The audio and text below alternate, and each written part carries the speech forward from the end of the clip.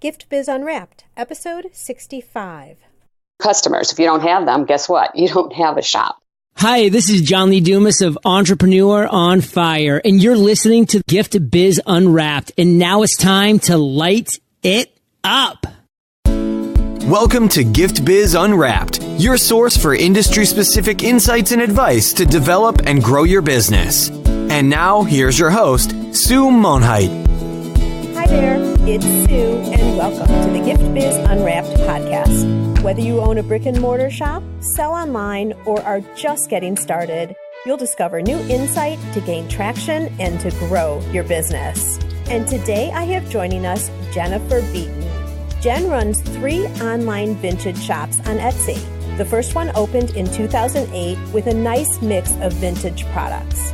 Several months later, she niched down and started a vintage milk glass shop, and soon after that, a vintage china shop. Jen's passion for objects with character and history started when she was little and would visit her Great Aunt Esther. Aunt Esther had a beautiful, over 250-year-old homestead in Rye, New Hampshire. It was a gorgeous home filled with many antiques. Jen is also currently a proud member of the EtsyVintageTeam and the VestiesTeam. She's also a proud mom of 3, Katherine, Mark, and Lindsey. And Lindsey just had a brand new baby, Oliver, whom she absolutely adores. Wow, Jen, there's a lot going on in your life nowadays. Welcome to the show. Thank you. As our listeners know, we like to start off our conversation by getting to know you in a little bit of a different way, and that is by having you describe a motivational candle. So if you were to picture the perfect candle that symbolizes what you're all about, what color would the candle be and what would be the quote? My candle color would be red. That's the color of fire, fierce, and bright. And my quote on the candle would be, go for it. Just go for it. Whatever your passion is, go for it. Don't settle for bad excuses not to do it. That's what you did with the Etsy shops by starting with 1 and having 3 very quickly. Exactly. A lot of people have been asking me about Etsy, and I do not propose to know anything about things unless I've already done them. So I was on the search to try and find somebody who could really share a lot more about this platform with us. And I was so impressed with a lot of your shops, just seeing the first shop. And the first one I saw was JensCloset. And then to see that you had multiple shops and been on there for quite a while was what led me to contact you so that you can share and enlighten all of us here today. Let's go back and let's start right in the beginning. How did you decide that you were going to do this and specifically choose Etsy as your platform? Well, I owe it all to my older daughter, Lindsey. She had started an Etsy shop there selling jewelry and other crafty things. She's much craftier than I am. But I was laid off from my wonderful part-time job and was devastated. And Lindsey talked me into starting my first shop. And from there, the rest is history. Thanks to Lindsey. Did you know right away that it was going to be vintage? Yes, I did, because that's always been my passion, like you said, since I was a little girl at my Aunt Esther's house. So you just took something that you already knew that you absolutely loved, it kind of resonated with you all the time, but then it was just a matter of, okay, now I have more free time because of what happened with your past job. I'm going to do Etsy because you had seen that Lindsey had been successful. Exactly. Yep, that's it. So talk to us a little bit about how you get started with a shop on Etsy. It's super easy. Like I always say, if I can do it, anyone can do it. When I first started doing the photography, when I look at my first pictures, they look like a disaster. So that's one thing you've got to learn, to take good pictures, because everybody wants to see clear pictures. Do you have to have a business license? No, you do not have to have a business license. You just sign up, you have an email, you hook your bank account to it. They really go step by step for you on Etsy to make it easy. Then just start uploading your pictures, make some great descriptions, and start selling. It's really easy. And what are the costs then? Do they take a portion of your sale, or is it a membership? How does that all work? There's no upfront cost. They take a percent. I'm so bad, I don't even remember. I think maybe 3% of the sales, and then it's 20 cents for each listing. So it's really not that much money. It's not a big investment. Okay, and kind of risk-free because you're not paying anything to anybody unless a product of yours sells. That's true. There's no risk. Okay. That's why I say just go for it. Okay, so it's a certain very small cost to list by item, and then they take a percentage. And what about credit cards or PayPal? Can you use any form of payment? It's up to you if you want to accept checks. I do accept checks and money orders, PayPal and all credit cards. Some people don't want to be involved with PayPal or whatever. So it's all up to you what payments you want to accept. Okay. And then did you have to set up a merchant account for your credit cards? Or is it all just done directly through Etsy? It's all done directly through Etsy. Okay. Super easy. All right. Yeah, it sounds super easy. Any tricks, or if someone is just now starting to go onto Etsy, have you seen anything in terms of the description or how you word the setup of your shop that helps attract business? Or is there any advice there? Again, just being the, first look at the platform and setting something up. Oh, definitely. You need to really think about your descriptions and make it pop. And why does somebody want it? And since they can't actually touch the item, you want to make them feel like they're touching the item, especially that goes with the photography too. We want pictures of every side. Oh, okay. So if it's something that you don't really understand what it would look like all the way around, particularly for you for your vintage, then you take multiple shots of the different angles? Yes, we're allowed, I think it's 5 shots. And so that helps a lot. Okay. And then also in the setup, I believe I saw that there's a place where you can describe who you are as the seller. Yes, there is. There's a place for that. You can even upload a video. I haven't really got into that too much in it, but I need to do that. Yeah, well, that's a great idea because video sells. And Gift Biz listeners, we've talked about this in relationship to websites. People nowadays want to know who they're doing business with, and especially for Etsy because it's so personal. It's all artists and crafters and individual people that I would presume it's even more important there because people will resonate with the seller. So if you're ever looking at starting an Etsy shop, make sure to fill out that, I don't know if it's called an About Us page or seller's page or whatever it is, but do it in a similar manner as we've talked about before with websites. Make it personable, give a little insight into who you are as a person, not just all about the business.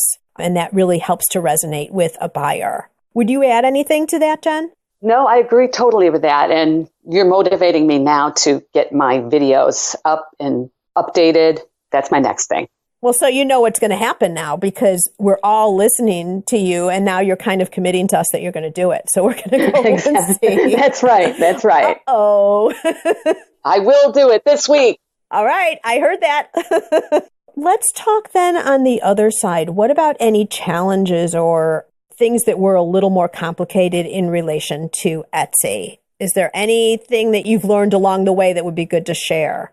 Well, there's all sorts of little challenges that for anybody going through any type of business. The challenge of learning the photography, like I've said before, social media, ways to promote. Right now, I'm going through a major challenge, life change, and I may have to cut down on the sizes of my shops because I may be moving closer to my grandson. So that's my big challenge right now. Well, that doesn't sound too bad. I know. No, I'm excited about it. Now, would you say that that's one of the values of Etsy because you can either augment your shop by adding a lot more product or keep it going with fewer products, really? It's just a matter, I think, of your end of putting all the photos up and then obviously filling orders in a timely manner when they come through. Exactly. Yep. Right. So flexibility. I mean, Etsy offers you, it sounds like, great flexibility, as you're saying, to fit into your lifestyle. It's perfect. It's like this morning, I was able to go running at 7 a.m. and play a little bit of tennis and then come back and go back to my Etsy shops. There you go. So question, why did you decide the very first shop that you had, JensCloset, was vintage of all sorts? Why did you then decide to niche it down and do subsets of the overall vintage? Because now you have, if JensCloset is more clothing accessories? No, actually, it's just a mix. Originally, that's why I called it JensCloset. I was going to have more clothes, but now I don't even have any clothes in there. So I just kept the name. Okay, so JensCloset is a mix of what? It's a mix of everything. Vintage barware, retro, I have a lot of tea party type style things, china, teacups, pink, depression glass. Okay. It's something for everyone in that shop, really. Okay. And then you also have the milk glass shop, which is clearly that, all milk glass, and then the china shop. Yes. Why did you decide to go that route instead of keeping everything under one umbrella? Well, for milk glass, I started to collect quite a bit and it was very popular. So I decided that it was a good idea to branch out and keep it separate. And it's been a great idea. Works out quite well. And then it's the same with the china shop. I started collecting a lot and it's very popular for weddings, brides and tea parties and bridal showers. So it worked out well too. You're really confirming what people talk about all the time is that doing subsets and really specializing and focusing in, although you kind of would think, well, maybe I'm limiting myself because someone who might want something that's milk glass is then missing out on seeing everything else that might be in JensCloset. But it sounds like all three of the shops are doing really well. And it's probably because you're niching down because they're able to find you in search that much better. Yes, I do believe that's true. I think it's worked out quite well for me. So another thing, you guys, Gift Biz listeners, just to remember, you don't want to try and be everything to everybody. You want to be able to niche it down, just like Jen's done here by separating her product categories because she has enough product to make it a separate shop. And oh my gosh, again, Etsy's a great platform, I would say, Jen, because there is no cost to opening multiple shops. You could have 50 shops if you wanted on Etsy. You could have as many as you want. And it doesn't cost any more because it's just by product. That's right. If you can juggle, I can juggle it quite easy. Some people think, oh no, I can't handle 3 shops, but they can if I can. And what would be the difference? What's the issue about juggling the shops? What do you mean by that? Well, you'd have to be able to keep all 3 open at one time. So I have different browsers and different emails. You have to have different emails for each shop. And some people just feel frazzled by it, the idea of it. Okay, so there's different emails for each shop, and then you have to have the shops open in case people have questions about the product and such, and then how the orders come in? Yes, and I like to get back to all questions within an hour. Got it. Okay, so 50 would be a little cumbersome, even on a desktop computer. Oh, yeah. I don't recommend 50. All right, so this is an interesting point, though. Let's talk about behind the scenes, because we've been talking about now photography is important and taking angles of the photos, all of that. Let's talk a little bit about the customer service end then. How much time do you feel you're putting in to be successful in terms of replying? And what types of comments or insight can you give us on that end in terms of the communication before the sale? Well, customers are the most important thing. So communication is so important. When you have somebody, a customer call, or, contacting you with a question, get to them right away, be polite and friendly. And that's what it's all about. Your customers, if you don't have them, guess what? You don't have a shop. Right. And is all your communication done then through email, or do you talk on the phone ever? Usually just email. It's called conversation on Etsy. There's a button you can press like contact, and then you call it a convo. Mm-hmm. And so it's like an Etsy email. All right. And then is there a certain category of question that usually is the most frequent that comes in? Or give us a sense of the types of things people are asking about. Through the phone, for some reason, not all the descriptions come out. So if they're shopping via their phone, they don't see the clear description. So they'll ask if there's any flaws. Sometimes they ask for discounts. And if I'm in a good mood, I might give them one. Got to catch you at the right time, right? Exactly. Or, you never know. It might be a piece that you've had for a while that you're just like, I am so ready to get this out of here. Yes, actually, I have one of those that just came up and I sold it. So it worked out well. Good. Now, this is a good point because a lot of people now are using their mobile almost exclusively. A lot of people aren't even going back to a desktop anymore. Have you found that the way you make your description, so a lot of the important stuff is up way at the top with just fewer words or something so that it is readable on mobile devices? Exactly right, because you have to have the right keywords to get noticed. Okay, so what is your thought process when you're putting an item up? How do you have certain keywords that you use? How do you decide what those first couple of lines are going to be in the description? Depends on trends. Like with China, they love mismatched China. So I'll try to put in words like that, whatever sort of the trends are going. But how do you know the trends? Oh, gosh. Is that just part of knowing your product? Right. It is part of knowing. And, sometimes from questions from customers, that gives me an idea of what the trends are. Oh, good point. Yeah, we always need to be listening to our customers. They provide so much additional information. I think it's so easy to forget that. Right. Okay, so anything else on the item descriptions? Well, you just want to have, I measure everything, 2-inch diameter, 2 inches tall, and the inside diameter, 1.5 inches. So they know everything there is to know about it. Okay, so I think I've heard you talking 3 things are really super important when you're putting up an item. Not talking price yet, because we're going to get to that in a minute. But in terms of the description would be adding in keywords, because that helps you in search, keeping the most important stuff up to the top when you're putting in the information, especially for mobile, the detail, in terms of the measurements, like Jen's just talking about, and then the photo and multiple angles depending on your product. So that's actually 4 things that are super important when you're making your description and putting up each and every item. Does that summarize it there, Jen? That summarizes it pretty well. So now let's talk about pricing. First of all, where you're getting your items from, and then let's go into pricing. That'll be an interesting place for us to take this. In Ohio, we are so lucky because there's so many great places to find antiques and vintage. Thrift shops. I love estate sales, antique shops, even places like Goodwill. Mm-hmm.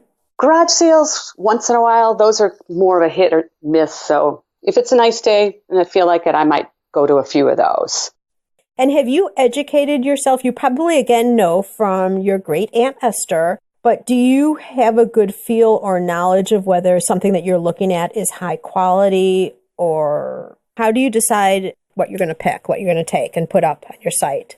Well, I have to say, I think I have a pretty good eye. If you see me in an estate sale, I'll just be grabbing. Are you one of those people who, right before the door opens, you're there standing in line?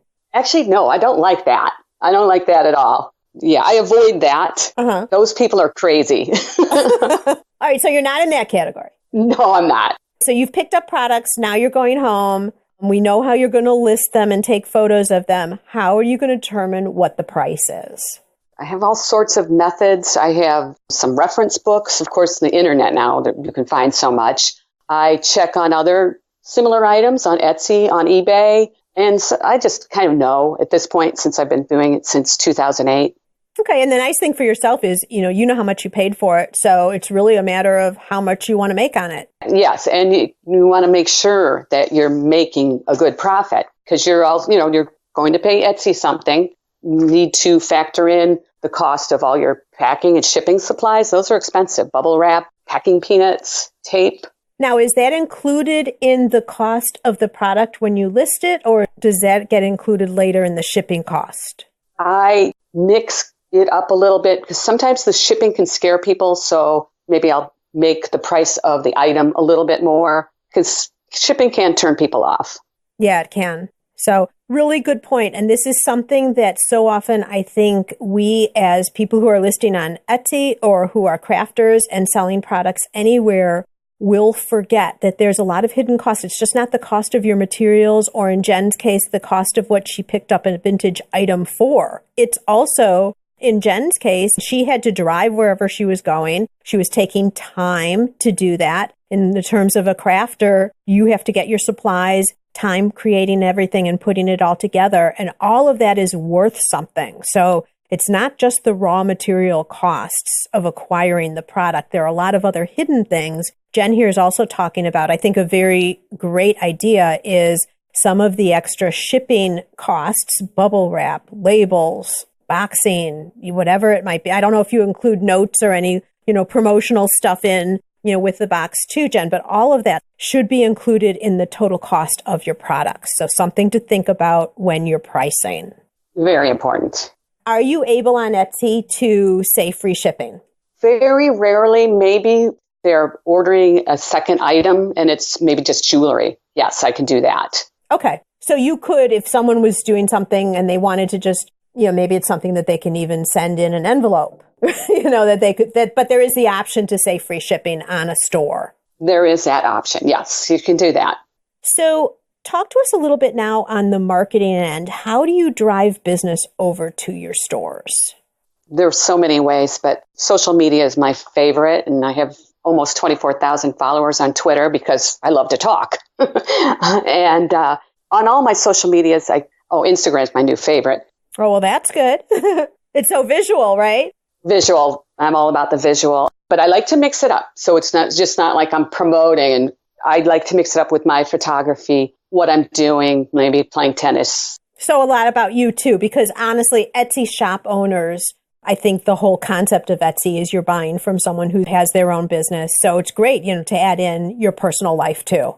People want to know more about you. Sure. So Twitter and Instagram, and then those lead to your Etsy shops. Yes, among other things. I have Pinterest and Tumblr and blah, blah, blah. There's so many. Okay, but would you say Twitter and Instagram now are your biggest? Those are my top. Those are your top. So on Instagram, do you have multiple sites for the shops, or what site do you lead somebody to, since there's only one clickable link there in the bio of Instagram?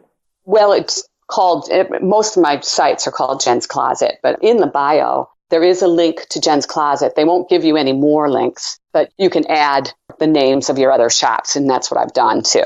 Okay. Yeah, and I've seen that there actually, now that you've said that. All right. And so how often do you post on Instagram? Instagram, probably 3 times a day, and one would be more of maybe something, lifestyle cooking. I love to cook, so I post something that I'm making for lunch. And then I'll have at least one that is an Etsy item. And then I love photography, and I love to create little tea party vignettes and put that on, and people love that. Okay. And then what about Twitter? How often do you post on Twitter? Oh gosh, I'm always on Twitter. Anyone out there, if you want to go to JensCloset, you'll see I tweet a lot. It's a crazy amount. I'm embarrassed. I won't even say.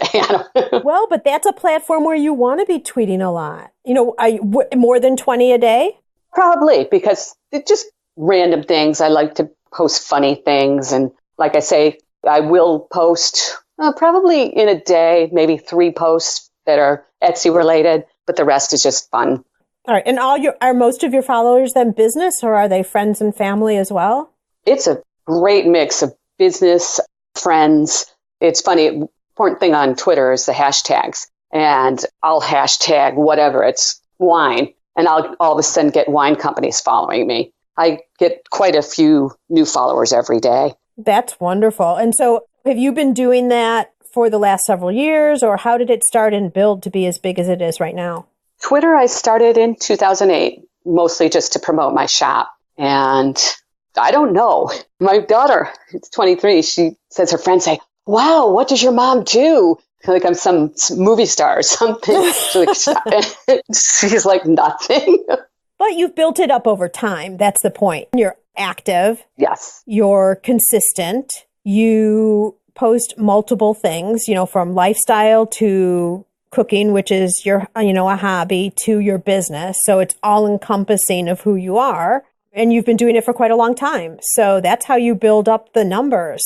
Again, another great point for us all to remember is don't just think, especially on social media, you put your time in and after 3 months, why are you not seeing all these numbers?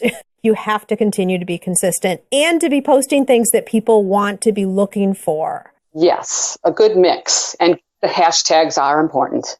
Yeah, for sure. On Instagram too, Twitter and Instagram. So you're into the real super hashtag social media platforms. Yes, definitely. All right, Jen, I would like to roll into now our reflection section. This is an in-depth look at you in terms of what types of qualities and things that you're doing that are helping you be as successful as you are. If there's one trait that you have, apart from your Aunt Esther and loving all of vintage, what is it that you call upon within yourself that keeps you going every day? My attitude. I try to keep positive. There's some days it doesn't happen, but most days I'm positive and happy person, even though circumstances might not be perfect all the time. I'm basically a happy person. Wonderful. And is there a tool that you use regularly in your life? Now, you've already talked about the fact that you get out and get moving because none of us want to be behind the computer all the time. But is that it, or is there something else that you do within your business day that you really see is if you didn't have that tool or that ability to do something, it would impede your progress? My best tool is writing, whether it's just lists or a journal to vent, to talk about what's going on or what you want to do the rest of your life, whatever. Writing is my thing. Is it journaling specifically? Yes, I like to keep a journal. It helps to sort out your thoughts sometimes when you're kind of mixed up with things. So writing's always helped me with that. Do you do a daily entry? I do, daily entry. Do you have a certain time? Is it kind of in your routine? Do you like get up and do it right away or? No, usually it's later, before bedtime, time to relax and write. All right, wonderful. No one has really talked about that on our podcast yet. So I'm really glad that you are, in terms of the value of sitting down, getting your thoughts on paper, kind of clarifies for you, it sounds like. It's so important for me, and I think it will help anybody. So you found real advantages in that. And have you read a book lately that you think our listeners could find value in? Well, I'm not really very good about reading books, but I did go to the library yesterday and bought, like I said, I'm more of a visual. So I bought two, if you've heard of Rachel Ashwell, Shabby Chic, I love her. Mm-hmm. I borrowed two of her books, and then I bought two other vintage, one called The Vintage Table Treasures, and it's really a cool book. And then another one called The Serene Home, and it's all inspirational pictures and ideas for your home, decorating. It includes vintage, of course. So those are my books. Will you be relating those to your business at all? Yes, actually, I already posted a few pictures from the book on Instagram yesterday. Oh. Anybody that wants to go see that on JensCloset again, Instagram. Interesting. So you're using the book just because you like the information, first off, but then also you're using it for post content for social media, and then probably also continued education on vintage. Yes, and the pictures inspire me. And after going through the book, it inspired me to make another one of my cute little vignettes and post that on Instagram. Oh, perfect. All right. Well, Gift Biz listeners, Jen's books are more visual books because obviously that's her industry. But since you're listening to the podcast today, I know you like to listen to audio books and get your information via audio. So I've teamed up with Audible for you to be able to get an audio book for free. All you need to do is go to giftbizbook.com and pick out your book. That's giftbizbook.com. All right, Jen, now I would like to invite you to Dare to Dream. I'd like to present you with a virtual gift. It's a magical box containing unlimited possibilities for your future. So this would be your dream or your goal of almost unreachable heights that you would wish to obtain. Please accept this gift and open it in our presence. What is inside your box? Okay. One of my biggest fears is speaking in front of an audience. So that is the gift I want, the gift to be able to speak comfortably in front of an audience. And let's say that gift was granted. Where are you going to speak?